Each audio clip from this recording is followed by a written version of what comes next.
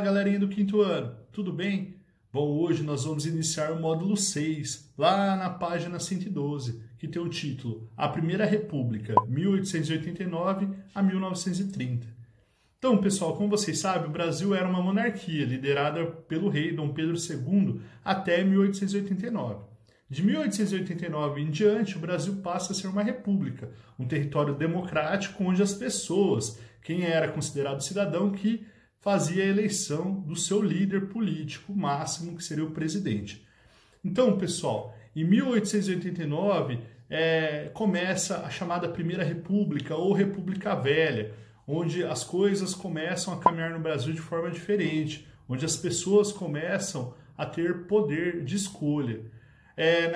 Naquela época, em 1891, 2 anos depois do Brasil virar uma república, surge a Constituição, a nova Constituição, que era o conjunto de leis, onde o cidadão ele tinha mais deveres do que direitos, Ele tinha muitos deveres a cumprir e poucos direitos, como é hoje, Hoje a nossa Constituição ela faz com que as pessoas tenham deveres também de caminhar num rumo certo. Mas a população tem muitos direitos, como saúde, educação, saneamento básico.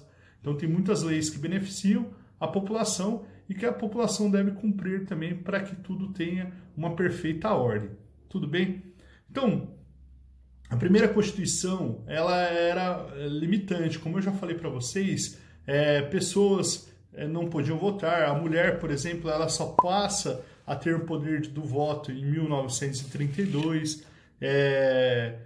Mas só que naquela época também poucas pessoas poderiam fazer o voto, a escolha dos políticos, só pessoas que tinham um poder aquisitivo maior, os chamados burgueses, pessoas que tinham um capital maior, tinham mais dinheiro. Essas pessoas que eram alfabetizadas e tinham um poder financeiro maior eram as pessoas que poderiam votar.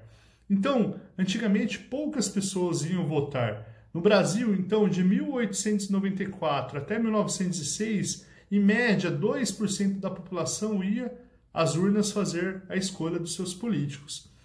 Até existiu uma pessoa muito importante na história política do Brasil, que foi a Diva Noif Nazário.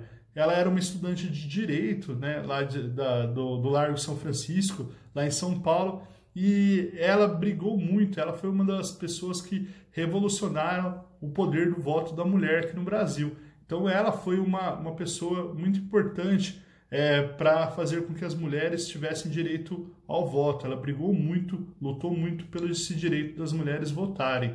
Até existe aquele dito popular, Nossa, essa mulher é uma diva. Então esse dito popular faz referência à diva que viveu lá no passado, na década de 20, e lutou pelo poder do voto da mulher, que só virou lei em 1932. A mulher só começou a votar em 1932. Tudo bem? Então, pessoal, vamos lá. Página 117, nós vamos fazer o primeiro exercício, na atividade 1, na página 117. Na página 117 nós temos lá, segundo a Constituição de 1891, quais grupos sociais não eram considerados cidadãos e, portanto, não tinham direito ao voto?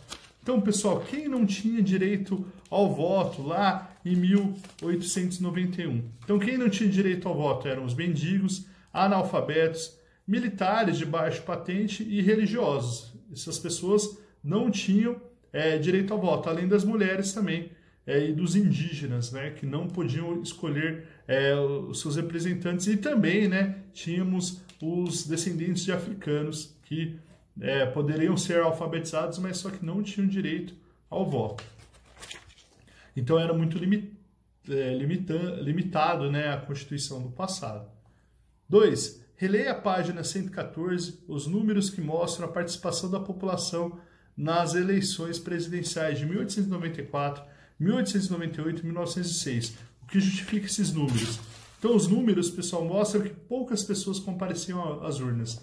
Então, de 1894 a 1906, em média, 2% da população ia votar. Até porque, para votar no Brasil, era difícil, Porque só poderiam ser os ricos alfabetizados, Então, a maior parte da população não podia votar, então pouca gente ia votar em torno de 2% da população apenas. Depois a 3 fala assim, ó, leia a seguir os textos com as declarações de 2 pessoas que viveram nos primeiros anos da República no Brasil. Então o primeiro texto, pessoal, é um texto defendendo o direito da mulher ao voto. Então o primeiro texto ele faz uma referência ao direito da mulher ao voto. E o texto 2, ele faz uma referência às pessoas que eram contra as mulheres votarem. Então, qual é o assunto tratado nos textos? Na letra A, então, na página 118, o assunto tratado nos textos era o direito da mulher votar. B. O que a autora do texto 1 defende? Grife os argumentos que ela usou para defender o próprio ponto de vista.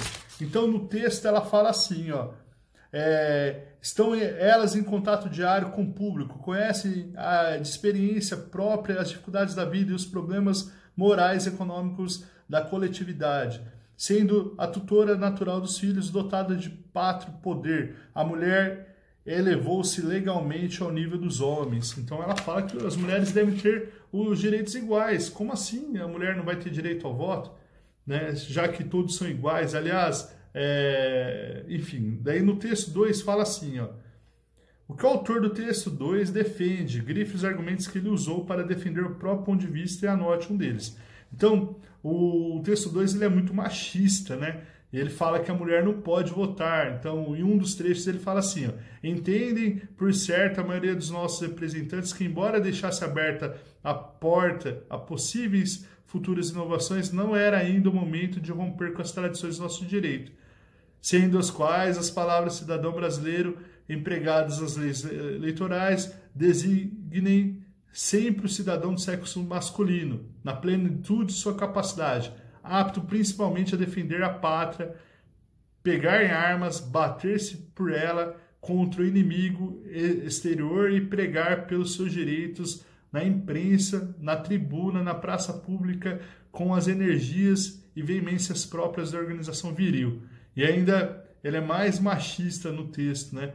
Tem uma parte do texto que ele fala assim, uma criatura destinada a dividir harmoniosamente com o homem as responsabilidades da vida em comum, ela na tranquilidade do lar, cuidando da ordem doméstica. Então, ela diz aí no texto 2, a mulher deve ficar em casa, quem vai escolher os políticos são os homens, né?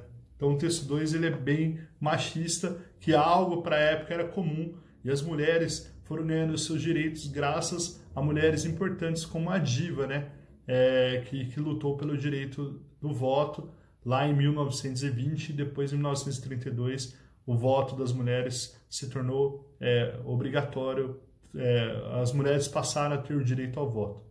Hoje o voto, pessoal, ele é obrigatório. Se você tem 16 anos, você já pode tirar o título de eleitor e você é obrigado a ir às urnas a partir dos 18 anos. Então você precisa votar. Se você não votar, você fica impedido, e não justificar, né, sua ausência, você fica impedido de fazer financiamento de casas, você fica impedido de tirar carteira de trabalho, enfim, todos os documentos legais que você tem para abrir conta em bancos, tal, você fica restrito, já que o voto no Brasil ele é obrigatório, tá bom? Então por hoje é só. Na próxima aula nós vamos trabalhar um pouco sobre os coronéis, né, os primeiros eleitos lá do início da República do Brasil, da chamada Primeira República, que nós vamos continuar na página 119. Um abração, pessoal, e até mais.